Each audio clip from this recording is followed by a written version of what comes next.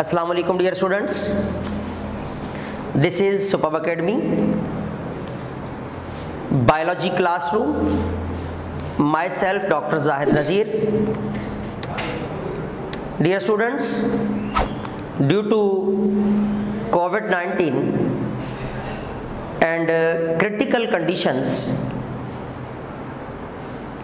we are here with online classes pre-entry test session 2020. Dear students, you know very well we are here with biology, and you know very well biology is a Greek word. It is a Greek word, okay, and it is itself compound word, you know very well. And bios means life, logos means study. While we discuss, while we discourse, while we learn, while we study, while we learn or we take knowledge about life, then that is called biology. You know very well the biology concerned with the lives, so we can say that a study of life is called as biology. You know very well in the universe the different type of lives are there. याद रखिएगा, जब हम life की बात करते हैं और हम ये बात करते हैं कि life is a set of distinguishing characteristics, तो लाइफ हमारे पास क्या है? It is a set of characteristics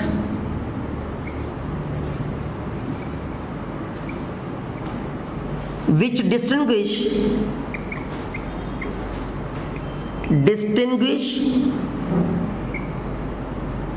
between living and non-living beings. तो लाइफ हमारे पास क्या है? It is a set of characteristics जो लिविंग बीइंग और नॉन लिविंग बीइंग्स के दरमियान डिस्टिंग्विश काज करने वाले जो सेट ऑफ कैरेक्टर्स है उसे लाइफ का नाम दिया जाता है। तो याद रखिएगा कि हमारे पास जो लाइफ के कैरेक्टरिस्टिक्स हैं, इसमें गैसियस एक्सचेंज फॉर और we can say that breathing means जो भी लिविंग बीइंग्स होंगे वो गैस एक्सचेंज करेंगे। Then you know very well for life we need energy, and energy providing substance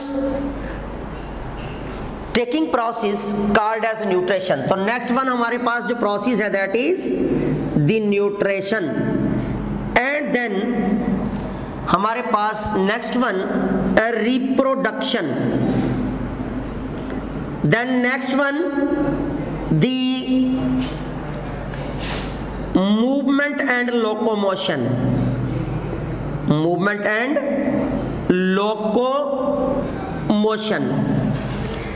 and then next one is protection.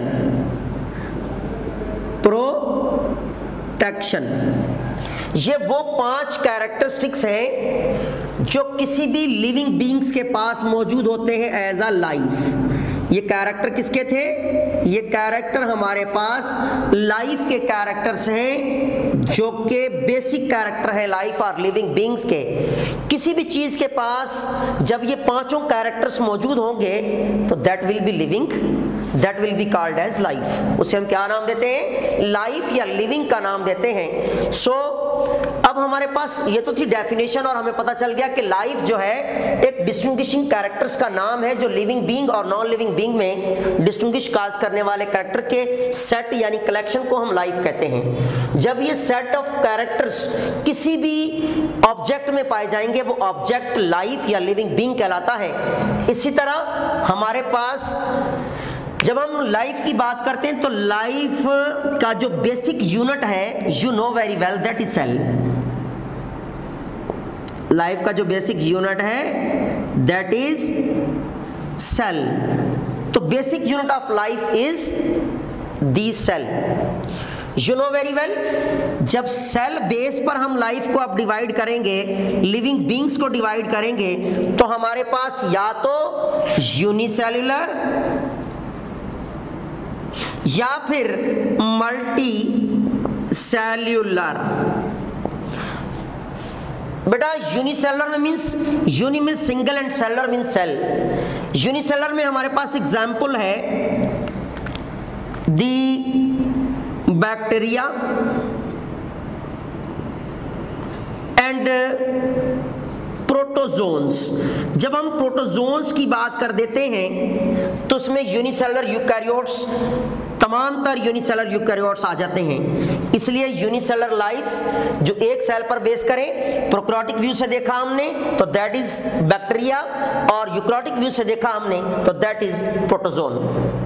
जब हम multicellular की बात करते हैं तो फॉर एग्जाम्पल हमारे पास the plants, what plants, animals, fungus, जिसे हम फंजाई कहते हैं, एज वेल एज एल्गी, ये हमारे पास वो लाइव्स हैं जो कि मल्टी सेलुलर हैं, may be up to billions of cells, means more than one up to billion और ट्रिलियन ऑफ सेल्स पर बेस करने वाली जो लाइव्स हैं, they are plants, animals, fungus and algae. लेकिन जब सिंगल सेल व्यू देखते हैं लाइफ का, जब सिंगल सेल पर बेस करने वाली लाइफ को हम देख रहे हैं, that is called bacteria and protozoan.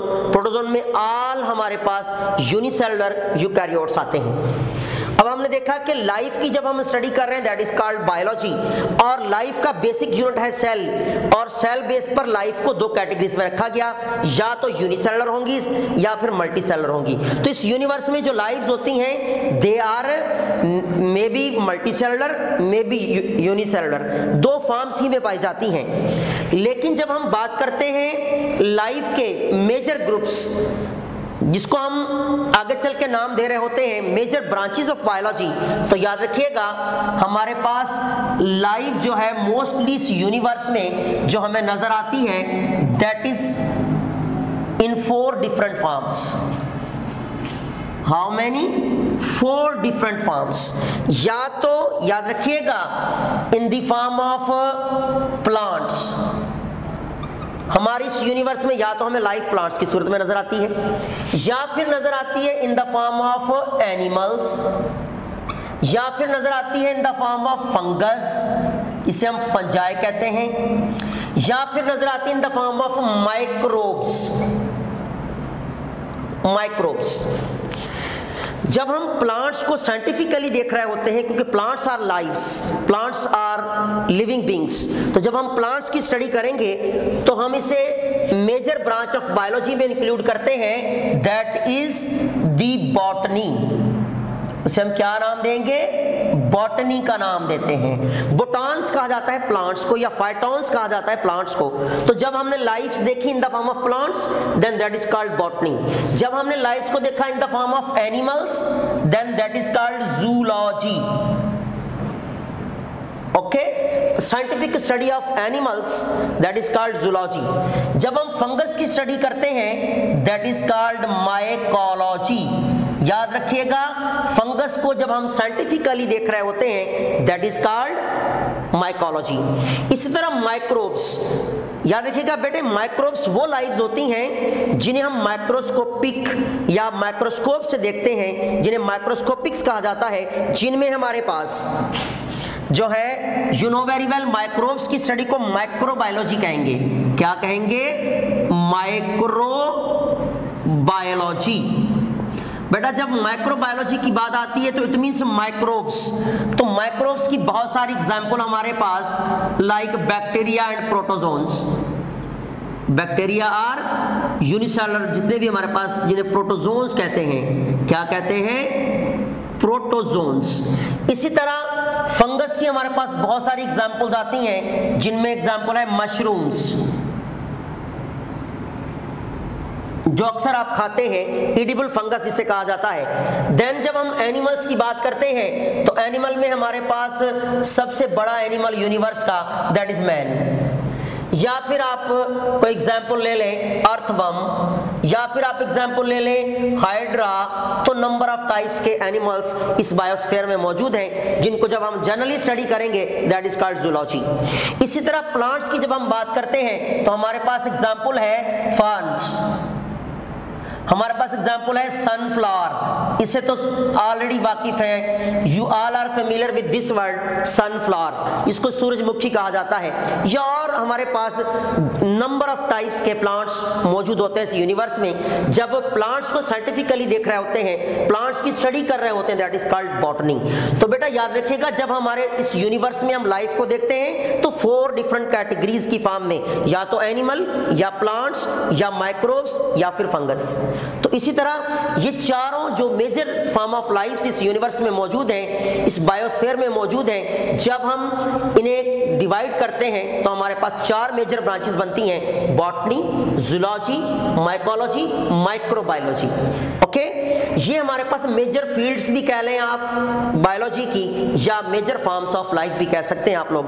अगर आप मेजर फील्ड्स की बात करें तब भी ये चारों ब्रांचेस, और अगर आपसे मेजर फॉर्म्स ऑफ लाइफ की बात करें तब भी 4 डिफरेंट फॉर्म्स के अंदर रखा जाता है लाइफ को। तो डियर स्टूडेंट्स, जब हम अदर ब्रांचेस की बात करते हैं, जब इन्हीं 4 डिफरेंट फॉर्म्स ऑफ लाइफ को कि हम डिफरेंट व्यूज देखते हैं, तो हमारे पास हंड्रेड्स ऑफ ब्रांचेस बनती हैं बायोलॉजी की, जिसमें ड्यूरिंग दिस लेक्चर हम वो ब्रांचेस डिस्कस करेंगे जो आपके फर्स्ट इंटर लेवल पर और एज वेल एज आपके छोटी क्लासेस में 9th क्लास में, एज वेल एज आपके एंट्री टेस्ट के हवाले से जो मोस्ट इंपॉर्टेंट हैं उनकी हम 1 वर्ड डेफिनेशन पढ़ेंगे। तो बेटा याद रखिएगा, एंट्री टेस्ट में आपने थ्योरेटिकली किसी भी चीज का जो निचोड़ निकालना होता है, आपने एक जो स्टेटमेंट है उसे प्रिसाइज करते हुए सीखना होता है और उसके ऑल व्यूज को देखना होता है। इसलिए जो आगे हम डेफिनेशंस जब लिखेंगे, जब हम अदर ब्रांचेस की बात करेंगे, तो मैं आपको 1 वर्ड डेफिनेशंस सिखाऊंगा कि आप किस तरह अंडरस्टैंड करेंगे और आपकी एमसीक्यूज किस तरह इस पे आते हैं। तो बेटा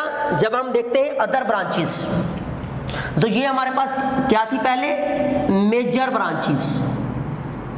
मेजर ब्रांचेस किसकी, बायोलॉजी की। जब मेजर ब्रांचेस हमने देखी तो कितनी बनी हमारे पास, 4 मेजर फॉर्म्स थी लाइफ की, तो 4 बड़ी ब्रांचेस। लेकिन जब हम अदर ब्रांचेस की बात करते हैं, याद रखिएगा, जब हम अदर ब्रांचेस की बात करते हैं तो हमारे पास सबसे पहले जो ब्रांच आती है उसे हम नाम देते हैं सेल बायोलॉजी। क्या नाम देते हैं, सेल बायोलॉजी का नाम देते हैं। तो अब हम यहाँ पर अदर ब्रांचेस में, जिसे हम साइटोलॉजी भी कहते हैं, तो बेटा साइटोलॉजी या फिर सेल बायोलॉजी, तो बेटा सेल बायोलॉजी और साइटोलॉजी डील करती है सेल के साथ। किसके साथ, अब हम 1 वर्ड डेफिनेशन लिखेंगे तो हम देखते सेल्स। जब हम सेल के कंपोनेंट्स, सेल की स्ट्रक्चर, सेल की टाइप या सेल को माइक्रोस्कोपिकली देख रहे होते हैं तो that is called cytology. Cytes mean cell as well as we can say that cell biology. So while we deals about the cell scientifically, then that branch of biology is said to be cytology or we can say that cell biology. तो next one branch हमारे पास जो है that is histology. Histology बेटे for example ये हमारे पास एक cell है और जब आप सेल की स्टडी करते हैं तो साइटोलॉजी, लेकिन जब सेल्स मिलते हैं तो क्या बनाते हैं, they form tissues. They form, जब सिमिलर टाइप के सेल्स आपस में मिलते हैं तो ये बनाते हैं टिश्यूज। तो जब हम टिश्यूज की स्टडी करते हैं दैट इज कॉल्ड हिस्टोलॉजी। तो याद रखिएगा, जब आप साइंटिफिकली डील करते हैं, जब आप अंडर माइक्रोस्कोप स्टडी करते हैं डिफरेंट ग्रुप ऑफ सेल्स की जिन्हें हम नाम देते हैं टिश्यूज, तो that is called histology. Histo कहा जाता है वेब को, क्योंकि जब बहुत सारे सेल सेम टाइप के सेल फॉर स्पेसिफिक फंक्शन आपस में मिलते हैं तो बनाते हैं टिश्यूज, और टिश्यूज की स्टडी को हिस्टोलॉजी कहते हैं। क्या कहते हैं? हिस्टोलॉजी। तो it is a group of similar cells for specific function.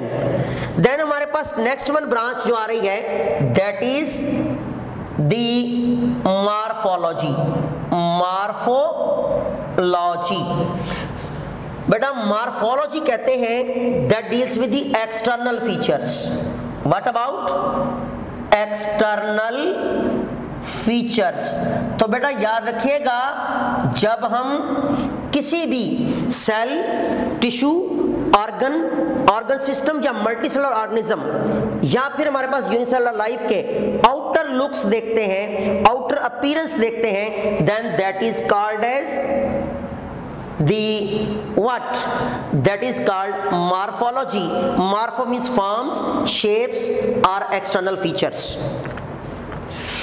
Then in case of next one, number 4, हम नेक्स्ट वन पढ़ते हैं फिजियोलॉजी। फिजियोलॉजी तो बेटा जब हम फिजियोलॉजी की बात करते हैं, physis means nature and which means function. जब आप किसी सेल, टिश्यू, ऑर्गन या होल बॉडी ऑफ ऑर्गेनिज्म के फंक्शन देखते हैं, then that is called physiology.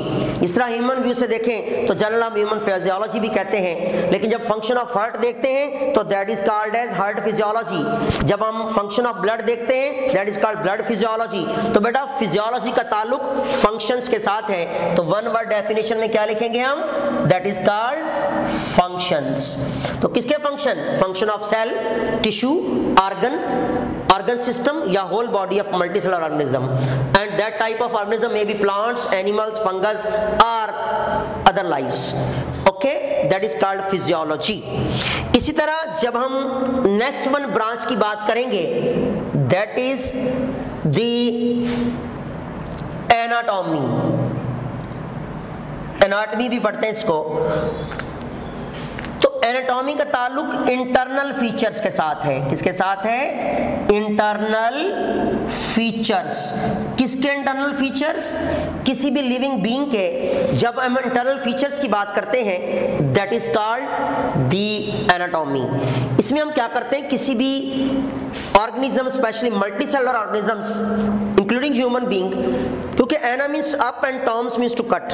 जब हम किसी चीज को काटते हुए इंटरनल व्यू देखते हैं, उसकी स्टडी करते हैं, that is called anatomy. Then हमारे पास नेक्स्ट वन ब्रांच जो लिखते हैं हम लोग, that is the taxonomy. What? Taxonomy. Taxonomy में हम क्या पढ़ते हैं? Classification, identification and namings. इसमें हम क्या पढ़ते हैं? आइडेंटिफिकेशन। किसकी आइडेंटिफिकेशन? लिविंग बीइंग की। Then naming and then classification. तो लिविंग बीइंग्स को जब आइडेंटिफाई किया जाता है, एज वेल एज नेमिंग दी जाती है और क्लासिफाई किया जाता है into groups and sub groups, that is called taxonomy. और taxis means arrangement, nomos means laws of namings या लॉज ऑफ अरेंजमेंट कहते हैं हम इसको। देन हमारे पास जब हम नेक्स्ट बात करते हैं in case of the genetics, तो you know very well genetics का ताल्लुक उन इनहेरिटेंशियल इंफॉर्मेशन या कैरेक्टर्स के साथ है जो कि माँ बाप से बच्चों में ट्रांसफर होते हैं। फॉर एग्जाम्पल हमारी आई कलर का ब्लू होना, हेयर कलर का ब्राउन होना, या हमारी हाइट, हमारी इंटेलिजेंसी, जितने भी हमारे फीचर्स हैं, that is depend upon the genes and that is genetics. इसमें हम क्या पढ़ते हैं? इनहेरिटेंशियल इंफॉर्मेशन जो माँ बाप से बच्चों में ट्रांसफर हो रही होती हैं, उनकी स्टडी को जेनेटिक्स कहते हैं, and genetics deals with the genes. तो याद रखिएगा, इसकी शॉर्टकट डेफिनेशन में हम लिखेंगे it deals with the genes. What? The genes. और जीन्स से आप बाखूबी वाकिफ हैं कि हमारे पास जब जो डीएनए मॉलिक्यूल है, डीएनए ड्यूप्लेक्स है, इसके ऊपर जो specific arrangement of the nucleotide होती है दैट इज कॉल्ड जीन्स। और कोई भी एक जीन फॉर स्पेसिफिक कैरेक्टर के लिए, फॉर स्पेसिफिक इंफॉर्मेशन के लिए रिस्पॉन्सिबल होता है, इसलिए इसको नाम देते हैं हम लोग व्हाट इज, इसे हम नाम देते हैं genes. And genes is a heredity unit, so study of gene and study of inheritential characters that is called the genetics. इसलिए जब हम स्टडी करते हैं in case of the plantology, इस टर्म से भी आप बाखूबी वाकिफ हैं कि प्लेंटोलॉजी का ताल्लुक ऐसी लाइफ्स के साथ है जो लाइफ्स रिमोट पास्ट मौजूद थीं, लेकिन आज हम उन्हें फॉसिल्स के जरिए, रिमेनेंट्स के जरिए स्टडी कर रहे होते हैं। जिस तरह के जैसा कि हम डायनासोर की स्टडी करते हैं, तो डायनासोर हमारी बायोस्फीयर में, हमारी अर्थ सरफेस पर अभी लाइव मौजूद नहीं है। हम इसके रिमेनेंट्स देखते हैं, हम इनके फॉसिल्स देखते हैं। जब हम फॉसिल्स की स्टडी करते हैं तो दैट इज कॉल्ड प्लेंटोलॉजी। और अगर ये फॉसिल्स प्लांट्स के हैं तो पिलियोबॉटनी, एनिमल्स के हैं तो पिलोजोलॉजी का नाम देते हैं। तो इसलिए हमारे पास प्लेंटोलॉजी का ताल्लुक फॉसिल्स के साथ है। वो फॉसिल्स, वो रिमेनेंट्स प्लांट्स के हों या फिर एनिमल्स के, उन रिमेनेंट्स की जब हम स्टडी करते हैं, उन रिमेनेंट्स से जब हम किसी लाइफ का, जो उसकी प्रेजेंस का अंदाज़ा लगाते हैं, उसके फिजिकल फीचर्स का अंदाज़ा लगाते हैं, उसकी मॉर्फोलॉजी का अंदाज़ा लगाते हैं, दैट इज कॉल्ड प्लेंटोलॉजी। देन जब हम स्टडी कर रहे होते हैं इन केस ऑफ, जब हम बर्ड्स की स्टडी कर, that is called ornithology. Ornithology. तो dear students, ornithology deals with the birds, तो बर्ड्स की स्टडी को हम नाम देते हैं ऑर्निथोलॉजी। इसी तरह जब हम लाइफ को स्टडी कर रहे होते हैं इन द फॉर्म ऑफ इंसेक्ट्स, तो उसे नाम देते हैं इंटोमोलॉजी। इंटोमोलॉजी। तो बेटा इंटोमोलॉजी का ताल्लुक किसके साथ है? इंसेक्ट्स के साथ है। तो इंसेक्ट्स की स्टडी को इंटोमोलॉजी कहते हैं। इसी तरह जब हम स्टडी कर रहे होते हैं लाइफ को इन द फॉर्म ऑफ फिशेस, तो दैट इज कॉल्ड द एक्थोलॉजी। क्या नाम देते हैं? एक्थोलॉजी कहते हैं। That is study of fishes. तो याद रखिएगा, हम वो ब्रांचेस पढ़ रहे हैं, या तो डायरेक्टली आपके कोर्स में दी जाती हैं या ढके छुपे लफ्जों में आपको स्टडी करवा देते हैं, लेकिन वो ब्रांचेस आपको मेंशन नहीं होती। हम वो भी मेंशन कर रहे हैं ताकि आपके एंट्री टेस्ट के हवाले से अगर कोई क्वेश्चन आपसे किया जाए तो आप उससे सॉल्व कर सकें। जब हम फिशेस की स्टडी करेंगे, साइंटिफिकली फिशेस को देखते हैं, दैट इज कॉल्ड एक्थोलॉजी। देन हम फॉर एग्जाम्पल जब हम स्टडी करते हैं बैक्टीरिया की, तो दैट इज कॉल्ड बैक्टीरियोलॉजी। तो बेटा study of bacteria that is called bacteriology. तो बैक्टीरिया का ताल्लुक, जब डायरेक्टली हम इसे देख रहे होते हैं, बैक्टीरिया को ओनली स्टडी करते हैं। वैसे तो ये ब्रांच माइक्रोबायोलॉजी की है, लेकिन जब हम ओनली पर्टिकुलरली बैक्टीरिया को देखते हैं, दैट इज कॉल्ड बैक्टीरियोलॉजी। इसी तरह जब हम लाइफ को स्टडी कर रहे होते हैं इन द फॉर्म ऑफ व्हाट, जब वायरस के फॉर्म में, तो दैट इज कॉल्ड वायरोलॉजी। और वायरस से आप बाखूबी वाकिफ हैं कि वायरस, वायरोलॉजी। तो बेटा जब हम वायरस की स्टडी करेंगे, जो कि आजकल एक बहुत बड़ा पेंडेमिक प्रॉब्लम है, एक पेंडेमिक इशू है। थोड़ा सा मैं आपको बताता जाऊं, पेंडेमिक इशू उसे कहा जाता है, वो इशू जो थ्रू आउट आपकी मोस्ट ऑफ द वर्ल्ड को कवर्ड कर ले, that is called pandemic issue, जिसे आप नाम देते हैं आजकल कोविड-19। क्या नाम देते हैं? तो फॉर एग्जाम्पल अगर हम कोविड-19 की स्टडी कर रहे हैं, तो दैट इज दी वायरोलॉजी। अच्छा, थोड़ा सा मेडिकल व्यू से मैं आपको बताता जाऊं। मोस्टली हमारे दोस्तों को ये नहीं पता कि कोविड-19 है क्या, और इसका ये जो है वो ओरिजिन क्या है, इसको कोविड-19 लिखते क्यों हैं, थोड़ा सा मैं आपको इंट्रोड्यूस कराता जाऊं। कोविड-19 मीन्स है C for China, O for originated, V for virus, I for identified, D for death and 19। China originated virus identified death in 19 days, ये इसका कोविड-19 का है। लेकिन हमारा कॉन्सेप्ट बना हुआ है कोविड-19 यानी कोरोना वायरस, ऐसा कुछ नहीं है। China originated virus identified death in 19 days, क्योंकि पहला पेशेंट जो डेथ की थी वो 19 डेज में हुई थी, इसलिए इसका नाम रख दिया कोविड-19। तो इन्फेक्शन के ठीक 19 डेज बाद फर्स्ट पेशेंट डेथ की थी उसने, इसलिए इसको कोविड-19 कहते हैं। मेरे कुछ दोस्त हजरात ये भी समझते हैं कि ये 2019 में हुआ था इसलिए 19 है, ऐसा कुछ नहीं है। इसे हम कहेंगे China originated virus identified death in 19 days. तो डियर स्टूडेंट्स, जब हम वायरस को देखा दैट इज कॉल्ड वायरोलॉजी, लेकिन जब हम प्रोटोजोन्स की पर्टिकुलर स्टडी कर रहे होते हैं दैट इज कॉल्ड प्रोटोजोलॉजी।